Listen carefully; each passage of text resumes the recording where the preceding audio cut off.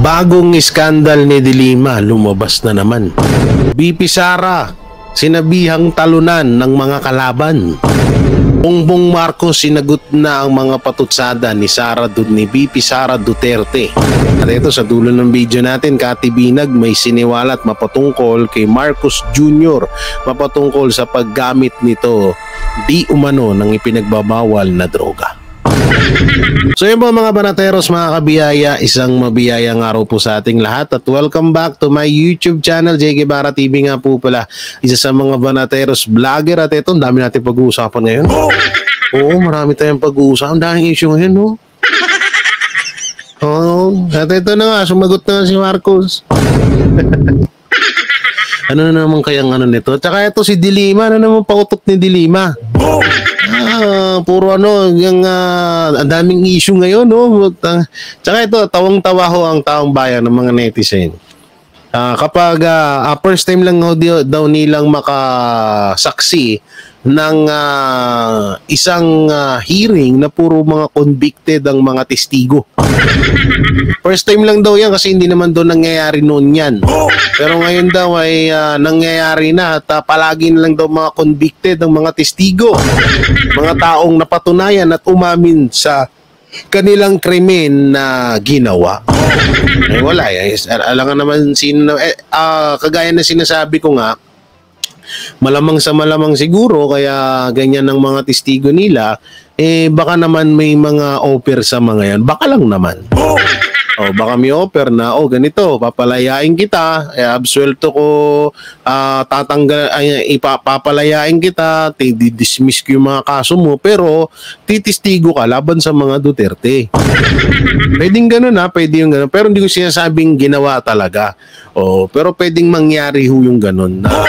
Katulad niya kasi nagtataka tayo ang dami na mga katulad yan ni Kerwin Espinosa, ni Dilima, mga convicted Hindi ko naman sinasabing wala ng karapatan ng mga convicted na magsalita or hindi na dapat sila pagkatiwalaan, pero katulad kasi nito nila Dilima, talagang hindi mo mapagkakatiwalaan. Katulad ni Kerwin Espinosa na inamin niya mismo na siya ay drug lord. Pero ngayon, medyo nag-aalangin ho tayo at natatakot na bakit puro convicted ang pinapaniwalaan ng gobyerno. Ayun yung mga pangangamba ng mga Pilipino na bakit lagi na lang ganyan, puro convicted. At parang isang script lang ang mga testigo na ginagamit laban sa mga Duterte. Talagang nahalata na ho ng mga netizen na talagang ito ay paninirang puri lamang para masira sa taong bayan netong mga Duterte, dahil alam naman natin na sa darating na 2028 wala namang ibang pwedeng lumaban kundi wala naman maibubuga yung mga laban sa mga Duterte. At kung sakali man na itong si BP Sara ay tumakbo bilang presidente ng Pilipinas, talagang may pagkakalagyan sila. Kaya nga ginagawa nila hanggat maaga pa lang, sinisira na nila Duterte para maiba yung pag-iisip ng ibang mga Pilipino sa mga Duterte. So eto na nga. At yun pala, bago natin dito simulan, syempre don't forget to like, share, comment and subscribe sa ating YouTube channel. Pakipindot na lang din po yung bell button para lagi tayo updated sa ating mga video araw-araw. At pakisama na rin po yung join button at super thanks dyan. Maraming salamat. So eto na, ito panoorin muna nga natin tong panayam ni Marcos Jr. sa pahayag ni BP Sara. Sumagot na ba talaga? Baka mamaya ngiti-ngiti na naman to katulad nung tinanong siya about sa PDEA leak, no? Ganun lang, ako budoy. Sorry. Tingnan natin ano kayang sagot dito ni Medyo na-excite ako. Ano kaya sagot ni Marcos? I don't talk about it? O ano kayang kasagutan niya rito? Medyo nahihiwagaan lang ako. Ito, panoorin natin. Comment that you don't know how to become a president? Sir, your comment that you don't know how to be a president.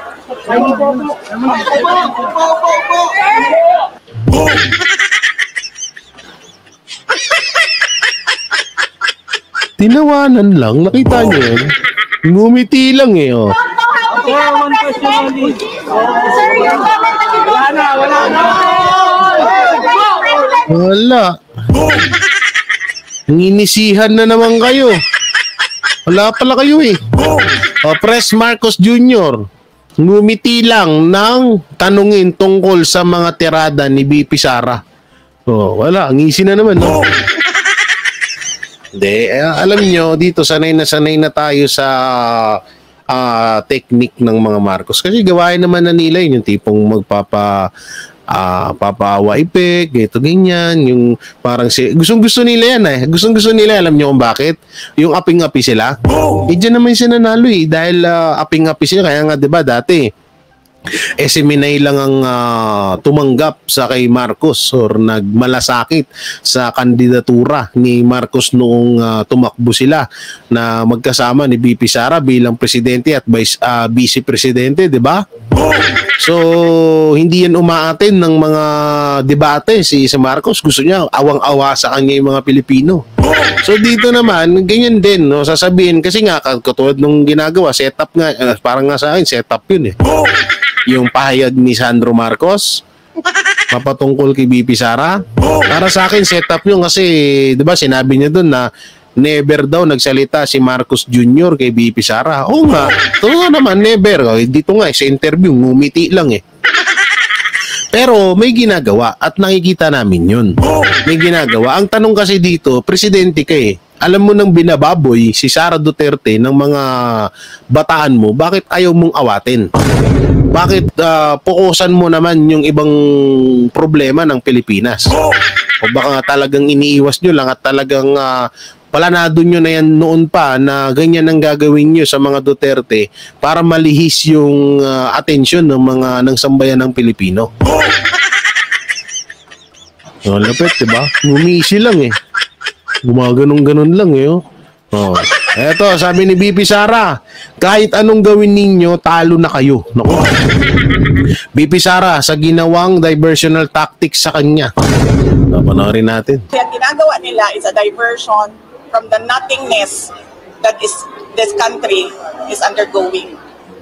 This ginagawa nila is a diversion sa kagutuman, sa kahirapan, sa taas ng presyo, at sa kawalan ng mga Pilipino.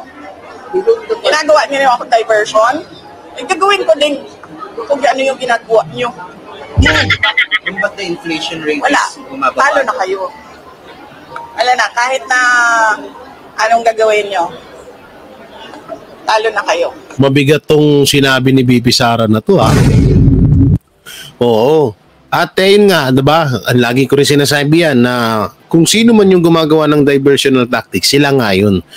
Para hindi mapansin ng iba. Pero alam ko, siguro mga tulonggis na lang talaga naniniwala sa gobyerno ngayon. Pero harap-harapan na eh. Sobrang hirap na. Biro mo, 1,000 mo ngayon. Bili ka ng bigas, ulam, wala na. Wala ka ng pang-MP.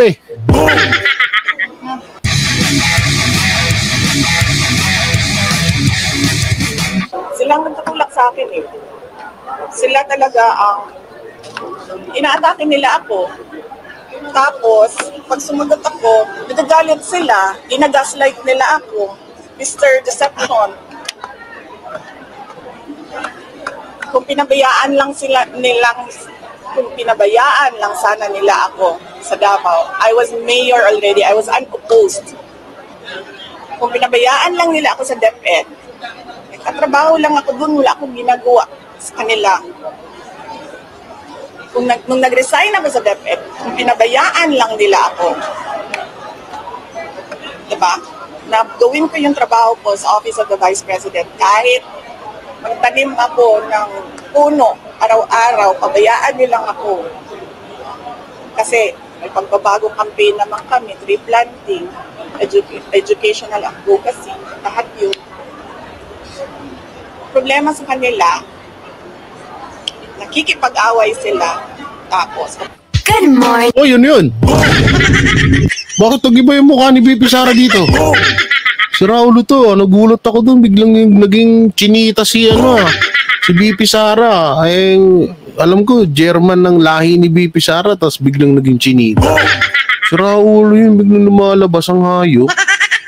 Habal, yung inaaway nila, nagagalit sila, and sila yung nagsasabi na siya yung may problema. Yun na nga yun na nga yung masaklap dito eh. Kapag sila bumanat sa mga Duterte, okay sa kanila. Malaya sila, wala silang pakialam. Pero pag binalikan sila ng mga Duterte, galit na galit ang mga walang ya. Tapos may sasalita pa na parang wala daw sa katinuan. Oo, ay tanong, kayo ba nasa katinuan ba kayo? Diba? Yun yung mga ano eh. Yun yung mga tinatanong ng taong bayan, kayo ba nasa katinuan ba kayo? O ngayon, sagutin nyo yung hamon ni VP Sara. Sinabihan nyo siya na baliw. Ngayon, tatanggapin niya yung hamon nyo, tanggapin nyo rin yung hamon niya sa inyo. Hindi ako yung may problema. Hindi ako noon na kalaaway. Except inuunahan ako. Yun. Ano tingin nyo, yung mga anak ko, they are now coming to their defense? I will not comment sa mga anak, no? Because ang natural affinity ng mga anak is to defend parents. Ako lang naman yung anak na hindi nagde-defend kay PRD. Pero balik na rin natin, ganun din si PRD sa akin. Ang natural affinity na gagawin, natural na gagawin ni PRD is to defend Sa anak. diba? Sinasabi nila noon, ginagaslight din nila kami, diba? Galing talaga ng ano no, ng utak ng mga Duterte. Ang talino talaga ni VP Sara. Di totoo naman yung sinabi niya eh. Natural na ipagtanggol ni Sandro Marcos yung tatay niya yun eh. Kahit na adik yung hayop na yan, kailangan mo pa rin pagtanggol yan. Yung tatay mo yun eh. Diba? Oh, pero hindi niya wala siyang ibig sabihin, walang sama ng loob si VP Sara sa mga anak kasi nga magkaiba naman kasi ang mga anti-Duterte lahat dinadamay, 'di ba? Dati na-issue pa nga na pati nga asawa ni VP Sara, 'di ba, dinamay nila dati. Oh, yung pinagkaiba ng mga Duterte tsaka sa mga anti-Duterte, lalong-lalo na dito sa mga bataan ni Marcos Jr. No, na ultimong pati 'di ba dati si Katie Duterte na 12 years old pa lang nung panahon na yun eh, sinabihan nilang drug lord daw. Biri mo pati yung bata dinamay. Si VP Sara gawa ng napakalawak ng pag-iisip nito kaya tama naman tong sinabi niya. Yung about naman kay PRRD, natural na ayun naman yung kabaliktaran ni Sandro. Yung nga lang, yung kay PRRD is good, magandang halimbawa, maganda yung kaya niya pinagtatanggol yung anak niya, si VP Sara, dahil tama naman yung sinasabi niya, yung kay Marcos, tama ba? Gago! Kasi may destabilization sa PRD, may maisog. Ano bang ginawa ni PRD? Di ba nag-react lang sa ginawa nila sa akin? Oo, tama. Nag-react nun eh. Hindi ako nagalit. Confidential funds, ano sabi ko? Fine, sa inyo na yan. Fourth quarter, sa inyo na yan. Hindi ko gagamitin, hindi ko naman kailangan yan eh. Napapadali lang talaga ang trabaho kasi natatarget mo yung trabaho mo. Ano pang inano nila? Security, kunin namin lahat. Sa inyo na yan. Budget, kukunin nila lang. Sa inyo na yan. Nagalit lang naman ako noong yung nangyari doon sa graduate, yung namatay doon sa Davao City, sa tear gas, sa panggugulpi, at yung mga pinukpok ng mga tao. Sinasabi ni VP Sara sa KOJC yun ha. Oo. Bali isa rin pala yun sa ikinagalit ni VP Sara dahil alam naman natin na kahit paulit-ulit sinasabi ng gobyerno na wala daw mga baril yung mga polis doon, wala daw nangyaring pananakit, pero bakit may namatay? No, ayun yung isa pa pala sa kinakagalit ni VP Sara. Yan ngayon, nagalit ako kasi sa paghabol-habol nila sa akin, yung mga kasamahan ko, hinahabol din nila. Excuse ko na lang, let's give them privacy. But one is already in depression. One is already contemplating suicide. One is in the hospital. may isa hindi nakakatulong. So, sa madaling salita, yung mga malapit kay BP Sara, sabihin na natin, siguro baka kasama niya sa mga kasamahan niya sa DepEd dati, o kasamahan niya sa Office of the Vice President, pati siguro yung ginigipit para lang ilaglag si BP Sara, para lang magsalita against kay BP Sara. Siguro ganun yung ibig sabihin nito ni BP Sara, pero wala naman siyang pinangalanan.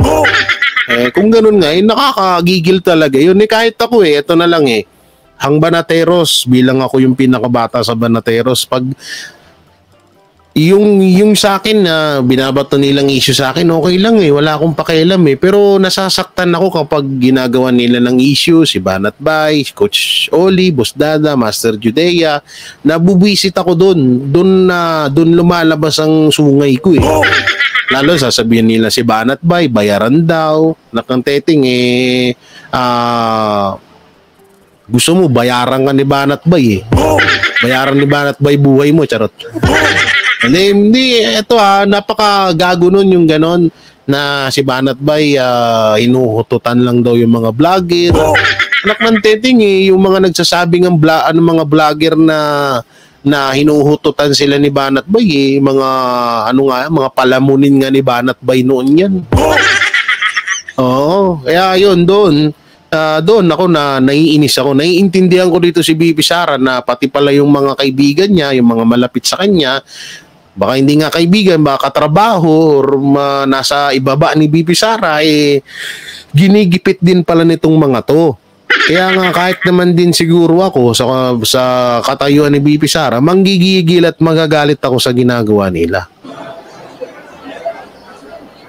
I agree sa pagmumura Hindi dapat magmura kasi may mga bata naririnig, pero gago talaga yan sila.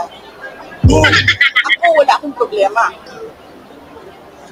Pero yung ibang mga tao dyan na hindi politiko, na hindi naman nila hinahabol, pero ginigipit nila. How is your relationship with Senator Amy Marcos? Anong dulo na pagkatake? Politics. Politika. Ano yan? Sinabi ko sa inyo, perpetuation in power yan. Gusto ko sana i-take up si Martin Romualdez pero nag-promise ako sa inyo, di ba, na another time si Martin. Naku, may bubulgar pa pala sa'yo, tamba. Oo, sa susunod na. Yung yapang politika, sabi po kasi ni Governor Matthew Padoto na pinersonal daw nyo yung dapat sanang politika na. I-review nyo. Ayoko na banggitin Ano daw?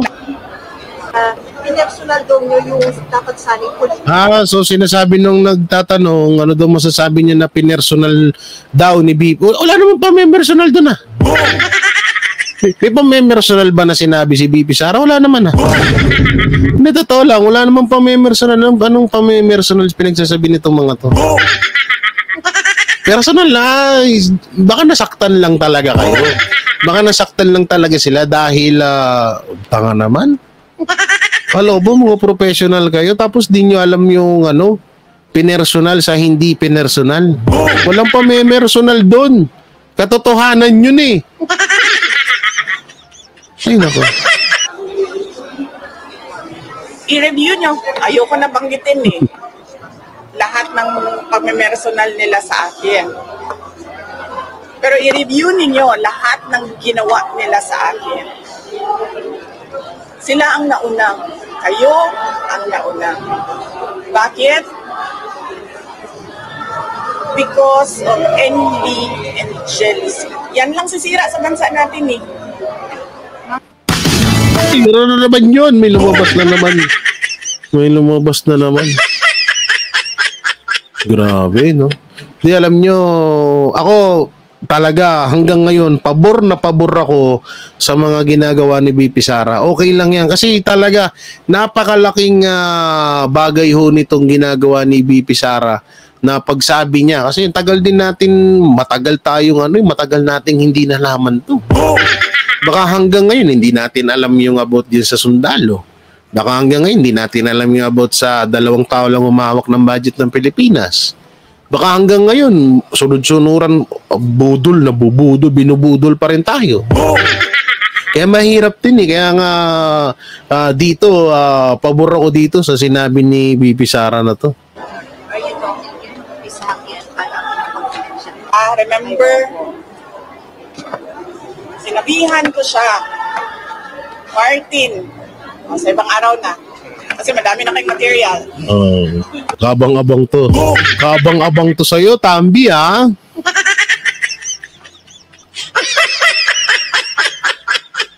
Kaabang-abang yung ano. Kaabang-abang yung mukhang talagang sineperate ni BP Sara yung para kay Tamba.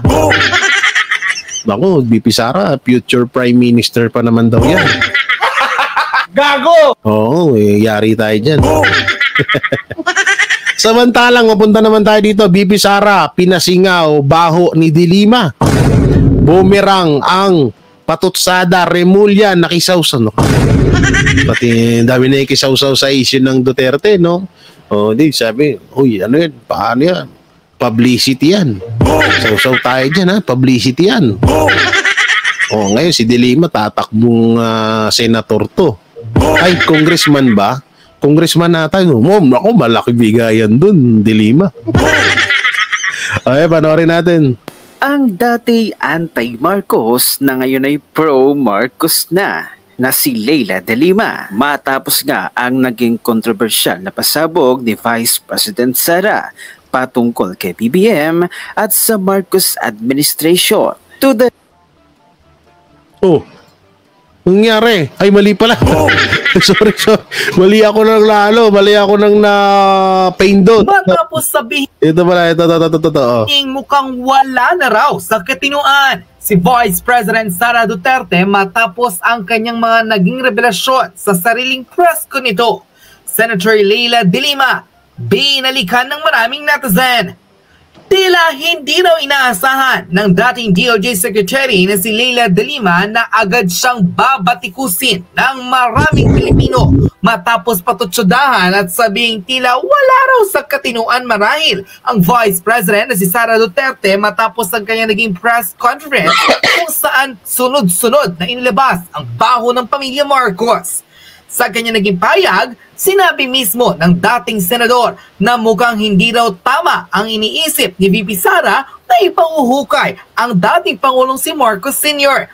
at tila patutsyadahan at sabihing hindi raw competent maging Pangulo si President Bongbong Marcos Jr. Oo naman eh. Sa katunayan, tila nagdalawang isip pa ang maraming dilawan kung talaga bang si Senator Leila de Lima ang nagsasabi ng mga ganitong kataga.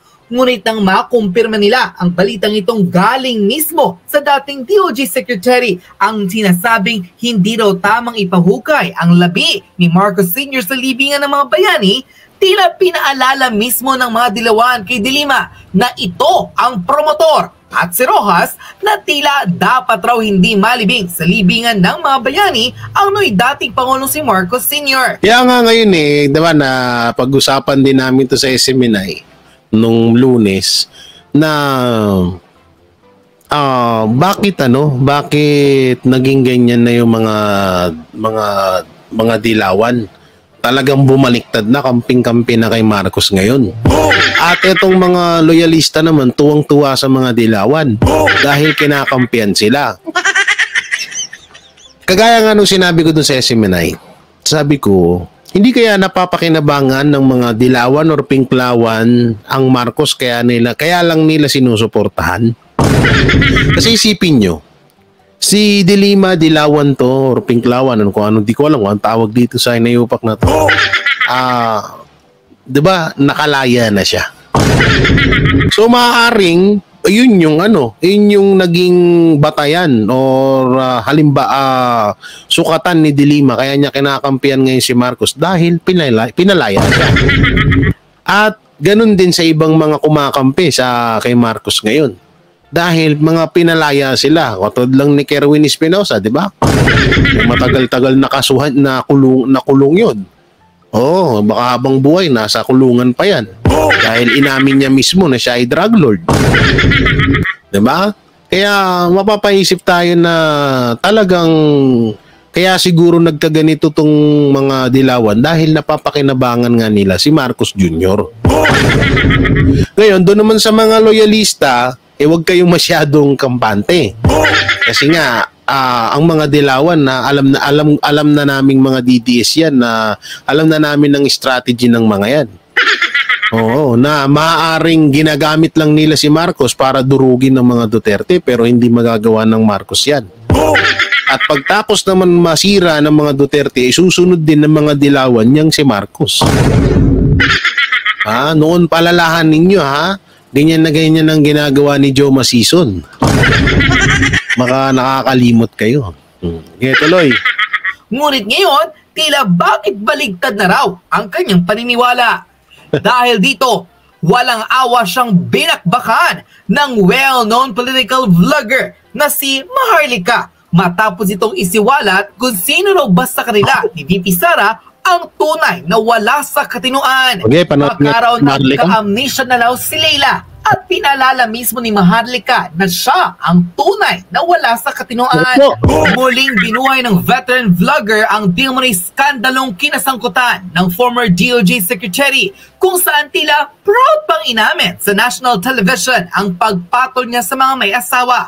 Tulad na lamang ng kanyang mga security sa driver na sina Ronnie Dayan at Janelle, kung saan pinagpiyastahan sa social media maging ang video scandal di umano ng dating senadora na hawak-hawak pa rin ang ilang mga pro-GD at vloggers. Sa kanya naging pahayag, tila sinabi mismo ni Maharlika na mas nakakahiya naman raw talagang maituturing si Leila de Lima kumpara kay VP Sara dahil totoo naman yung sinasabi dito na mas nakakahiya si de Lima. Una, si de Lima convicted at napatunayan niya ng batas. Pangalawa, na dawit pa sa issue to at may kumalat, napanood ko rin yun Sorry, hindi pala. Hindi siya makita. Naku, wag na. Makapagsisihan nyo lang. So wala namang ginawa ang Vice Presidente sa pagsisiwalat nito ng katotohanan patungkol sa panggagamit sa kanya ng pamilya Marcos. Mas wala raw sa katinoan ang dating senador na si Leila de Lima dahil kahit alam raw nitong may asawa ang kanyang mga security personnel sa driver, tila walang pakundangan pa rin niyo itong pinatulan ng dahil lamang di umano'y sa kakatihan daw ng senadora. Naku po. Gago! Grabe yun, papatulan mo yung mga security guard mo dahil nangati ka. Naku po. Pag nangangati, kailangan kamutin. Ito, magkano lang to? Kung pangamot na to, magkano lang to? Ito, benta ko sa'yo, sino gustong bumili? Tapos regalo nyo kay de Lima. Naku po, tanggal ang kati mo dito. May siba pa yan dito. Pag ginanon mo yan, kahit paikot-ikutin mo to, tanggal ang bagabag mo. Ay, naku. Samantalang ito, manorin natin tong sinabi ni Attorney Sal Panelo, may pinasaringan ang mga bumabatikos sa pahayag ni VP Sara mapatungkol sa labi ni Marcos. Ito, maganda to. Ito yung explanation dyan. Sagot ngayon si dating Chief Presidential Legal Counsel Attorney Salvador Panelo sa mga mambabatas na binira ang pahayag ni Vice President Sara Duterte patungkol sa dating Pangulong Marcos Sr. Narito ang balita ni Carla Abellana. Naging mainit ang mga salitang binitawan ni Vice President Sara Duterte sa isang pulong balitaan noong Biyernes, October 18. Maliban sa mga naging puna nito kay President Bongbong Marcos Jr. at House Speaker Martin Romualdez, ay nasali rin ang pangalan ng dating Pangulong Ferdinand Edralin Marcos Sr. Ayon kay VP Sara, nagbabala siya kay Senator Amy Marcos na siya mismo ang huhukay sa labi ni dating Pangulong Ferdinand Marcos Sr. at itatapon sa West Philippine Sea kung hindi siya titigilan. Ang pahayag naman na ito ni VP Sara ay kinundina ng ilang mambabatas. Siyempre, ayon kay House Assistant Majority mga aso ni Tamba yan Leader and Lanao del Sur Representative Zia Alonto Adyong, paglapastangan daw ito sa ating kultura at sa halip gamitin itong taktika ay sagot. Ngayon, alam niyo na yung paglapastangan sa ating kultura. Eh, ba't yung ginawa ni Marcos dun sa Kadete, hindi ba paglalpas tangan yun?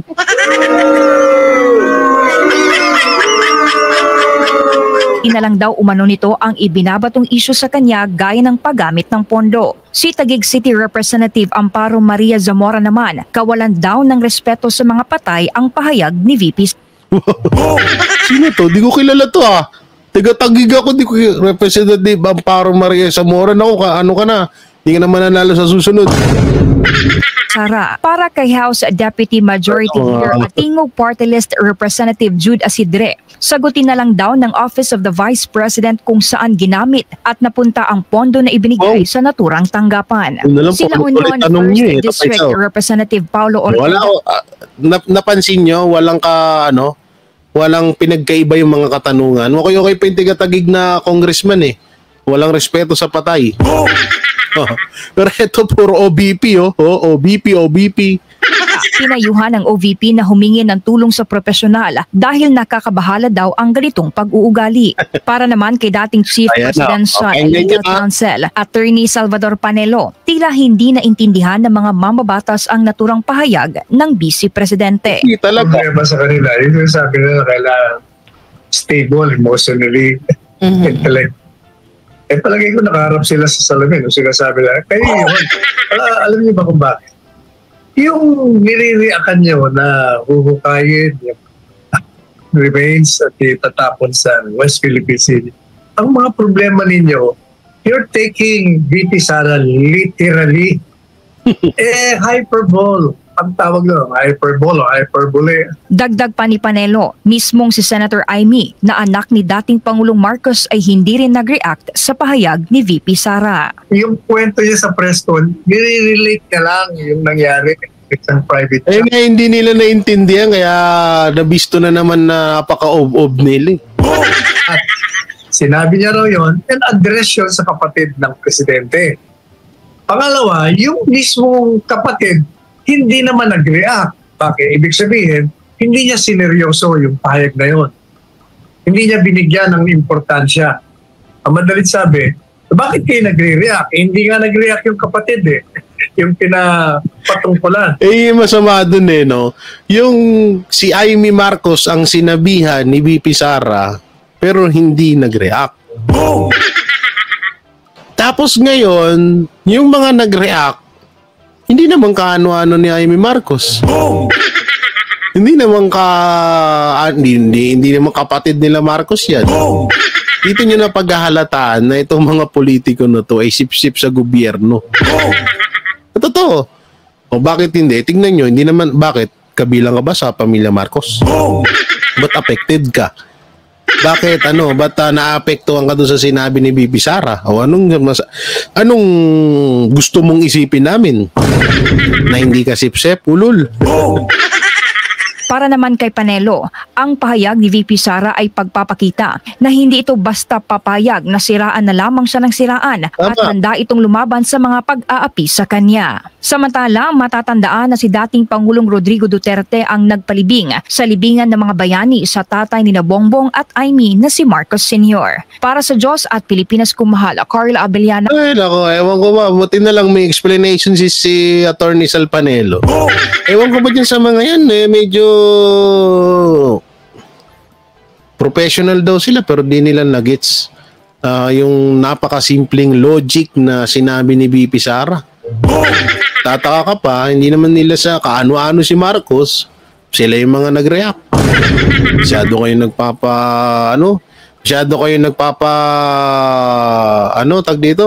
nagpapakahalata. Napaghahalataan ho kayo ng sambayan ng Pilipino na todo sip-sip kayo sa namumuno sa ating bansa. Siguro naman baka kaya nila ginagawa yun baka mamaya maungkat nga naman yung mga kaso nila So yun mga banateros, mga kabiyaya, nung maikukomento nyo sa mga napag-usapan natin, comment nyo lang po dyan sa baba. Siyempre, don't forget to like, share, comment, and subscribe sa ating YouTube channel. Pakipindot na lang din po yung bell button para lagi tayong updated sa ating mga video araw-araw. So yun, maraming salamat. Ingat po kayo palagi. God bless and peace and bye-bye. Yan ang Banatero, Pag tama palakpakan, pag mali ay babanatan. Yan ang Banateros, boses ng ordinaryong Pilipino. Banateros ay walang makakaawan, walang inuurungan. Banateros ay tinutulungan.